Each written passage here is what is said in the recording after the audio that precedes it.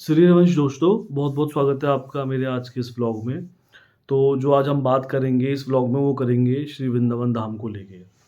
तो सबसे पहले तो अगर आप श्री वृंदावन धाम जाने की प्लानिंग कर रहे हैं, तो कुछ बातों का बहुत ध्यान रखें क्योंकि शायद आपको नहीं पता, आपके पता नहीं कितने जन्मों के पुण्य इकट्ठे होंगे तब जाके आपको वृंदावन जाने का ये अवसर मिल रहा है, ठीक है?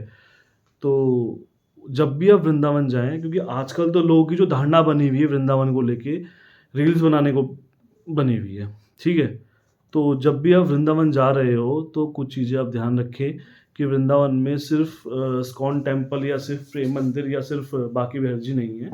वृंदावन में टोटल 7 ठाकुर हुए हैं, ठीक है? तो वृंदावन में टोटल 7 ठाकुर हुए हैं, जो अपने आप प्रकट हुए हैं। उनको किसी मूर्तिकार ने नहीं बनाया, वो अपने आप ही भक्तों के लिए या अपनी किसी लीला को करने के लिए वहाँ पे भगवान श्री कृष्ण प्रकट हुए हैं। तो वो 7 ठाकुर जो हैं, अभी वर्तमान समय में उन 7 ठाकुर में से सिर्फ़ 3 ठाकुर हैं जो वृंदावन में मौजूद हैं। क्योंकि जब मुगलों का शासन हुआ था, तो उस टाइम पे जब मुगलों का आतंक हुआ, तो मूर्तियाँ, मंदिर तोड़े जा रहे थे। तो कुछ वैष्णव जन ने उनके रक्षा के लिए उन मूर्तियों को, उन मंदिरों को बचाने के लिए वहाँ से 4 ठाकुर जो है, कुछ राजस्थान चले गए, कुछ मध्य प्रदेश चले गए। ठीक है? 4 ठाकुर इधर-उधर शिफ्ट कर दिए गए, बचे सिर्फ़ 3 ठाकुर और वो 3 ठाकुर हैं श्री बांके बिहारी जी लाल, दूसरा राधा रमण लाल, तीसरा राधा वल्लभ लाल। 3 ठाकुर अभी भी वृंदावन में विराजमान हैं। तो जब भी आप वृंदावन जाएँ, तो कोशिश आप ये करें कि आप कम से कम इन 3 ठाकुर के दर्शन ज़रूर करें। अपनी सहूलियत के हिसाब से आप बांके बिहारी जी के दर्शन कभी भी कर सकते हैं। राधा रमण लाल जी के दर्शन कभी भी कर सकते हैं। राधा वल्लभ लाल जी के दर्शन कभी भी कर सकते हैं। बस गर्मियों में और सर्दियों में कुछ मंदिर का जो टाइमिंग है वो ऊपर-नीचे होता है, वो आप क गूगल करेंगे तो आपको मिल जाएगा। जो बांके बिहारी जी हैं उनका तो जनरली टाइम 8 से 12 साढ़े 12 तक रहता है सुबह का, और शाम को वही साढ़े 4-5 बजे से लेके रात को 8 बजे तक रहता है। तो ये रहा बांके बिहारी जी का टाइमिंग। ऐसे ही राधा रमण जी का भी होता है, राधा वल्लभ जी का भी होता है। अच्छा, एक नोट करने वाली बात ये है कि वृंदावन में लगभग 90% नहीं, सारे मंदिर वृंदावन में 12 बजे से लेकर 4 बजे तक बंद रहते हैं। तो आप जब भी अपना शेड्यूल बना रहे हैं, तो इस तरीके से बनाइए कि आप ऐसे टाइम में पहुँचे कि सुबह 8 से लेकर 12 बजे तक आपको दर्शन हो जाए, फिर शाम को 4 से लेकर रात को 8, साढ़े 8, 9 बजे तक दर्शन हो जाए। तो आप जैसे भी अपना रूटीन बनाएँगे, उस रूटीन के अकॉर्डिंग राधा रमण लाल, राधा वल्लभ लाल और श्री बांके बिहारी जी, इन तीनों के दर्शन ज़रूर करें क्योंकि इन तीनों को किसी मूर्तिकार ने नहीं बनाया। इनको ये अपना प्रकट हुआ है, ठाकुर जी ने लीलाएँ की है। और जो ये तीनों ठाकुर हैं, इन तीनों की डिटेल हिस्ट्री बताऊँगा, लेकिन वो इस वीडियो में नहीं बता पाऊँगा क्योंकि बहुत बहुत बड़ी वीडियो हो जाएगी। राधा रमण जी, राधा वल्लभ जी और बांके बिहारी जी, इन तीनों की भी अलग-अलग हिस्ट्री की वीडियो बनाऊँगा। अभी शॉर्टकट में वैसे ही बता देता हूँ। जो बांके बिहारी जी हैं, बांके बिहारी जी प्रकट हुए थे श्री हरदास जी महाराज के हृदय से। हरदास जी महाराज जो भगवान श्री कृष्ण के बहुत बड़े उपासक रहे हैं। तो जो हरदास जी महाराज हैं, वो निधिवन राज में भगवान श्री कृष्ण की साधना करते थे, जिसको वर्तमान में निधिवन बोला जाता है। आपने काफ़ी सारी वीडियोज़ देखी भी होंगी, उनके बारे में सुना भी होगा। तो जो हरदास जी महाराज हैं, हरदास जी महाराज निधिवन में भगवान श्री कृष्ण की साधना करते थे और उनकी साधना से भगवान श्री कृष्ण की छवि, जो बांके बिहारी जी की जो प्रतिमा है, वो हरदास जी महाराज के हृदय से प्रकट हुई है, जो अभी वर्तमान समय में बांके बिहारी जी मंदिर में स्थापित की गई है। पहले वो निधिवन में रहते थे।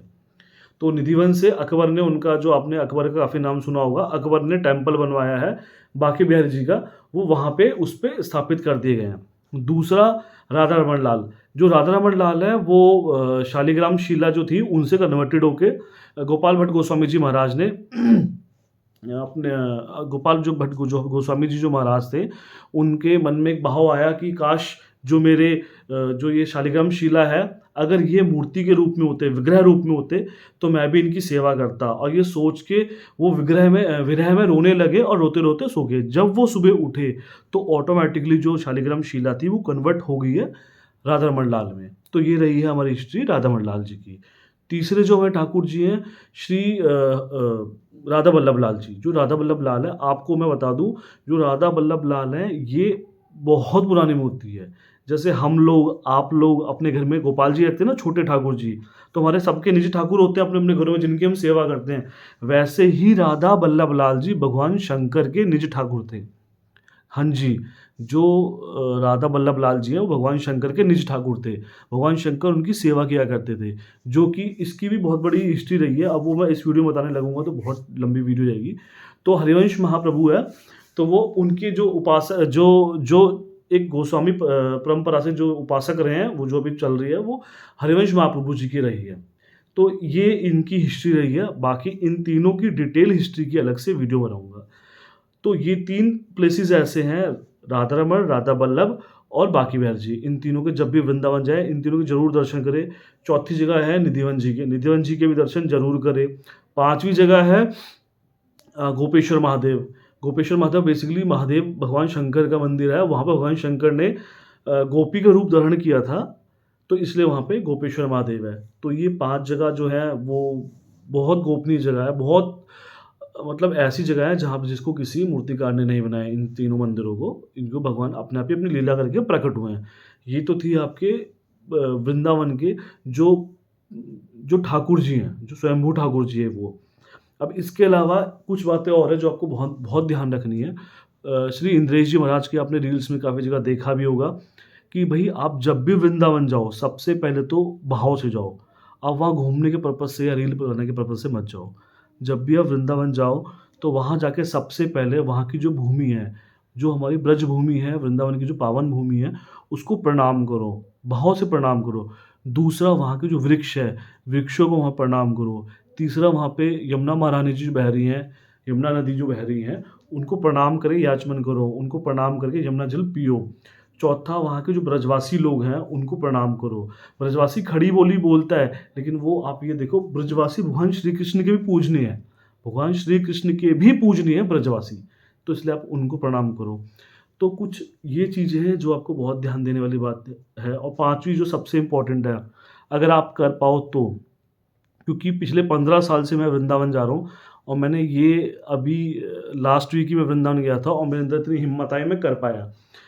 देखो, जो ब्रजवासी हैं, ब्रजवासी की जो टूक होते हैं, मतलब ये कि ब्रजवासी घर का जो खाना होता है, वो हर किसी की किस्मत में नहीं होता।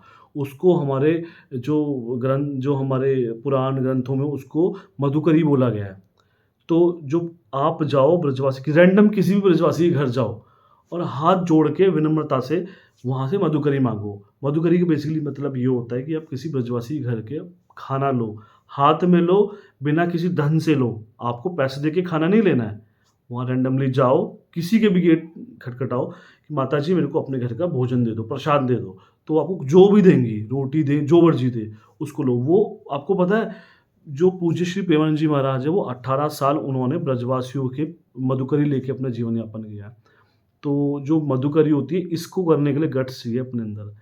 क्योंकि 15 साल से मैं भी वृंदावन जा रहा हूँ, मैं कभी नहीं कर पाया। बट इस बार जब मैं लास्ट वीक गया तो मैंने सोचा, इस बार मैं पक्का मधुकरी करूँगा और आप यकीन मानोगे 3 बार गया, 3 बार वापस आया और चौथी बार जाके जब मैंने गेट बजाया और मैंने बोला कि मधुकरी चाहिए, वहाँ के लोगों को तो पता है कि यहाँ पे जो लोग आते हैं वो मधुकरी का क्या क्या होता है मधुकरी। तो वो लोग बाहर निकले, उन्होंने बोला ठीक है मधुकरी चाहिए, इसीलिए वो मुझे देख रही थी काफ़ी टाइम से कि आपको मधुकरी चाहिए। फिर वो आ गई, अंदर गई, 2 रोटी लेके आई, व्हाइट कलर का नूनी घी जो मक्खन होता है वो लाई, एक हरी मिर्ची लाई, वो प्रसाद आप यकीन मानो वो प्रसाद से कम नहीं था।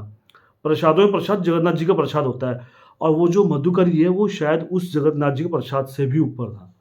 भगवान श्री कृष्ण ने वो खाया है, ब्रजवासियों के घर चोरी करके माखन खाया है। तो कहने का मतलब ये है कि कुछ चीज़ें हैं जो वृंदावन जाके अगर हो सके तो आप ज़रूर करें। बट आप मधुकरी के बदले किसी को धन ना दें। अगर आप धन दे दोगे तो पैसा दे दोगे तो क्या मधुकरी हो? फिर वो मधुकरी थोड़ी ना रहेगी। वो तो आपने पैसे देके सामान खरीद लिया। तो ये कुछ बेसिक चीज़ें हैं वृंदावन से रिलेटेड। तो बहुत जल्द हम मिलेंगे अगली वीडियो में। आप कमेंट करके बताइए कि नेक्स्ट वीडियो में आपने किन-किन ठाकुर के दर्शन कर रखे हैं और मुझे किन-किन ठाकुर की हिस्ट्री इतिहास बताना है। तब तक के लिए श्री हरिवंश, राधे राधे।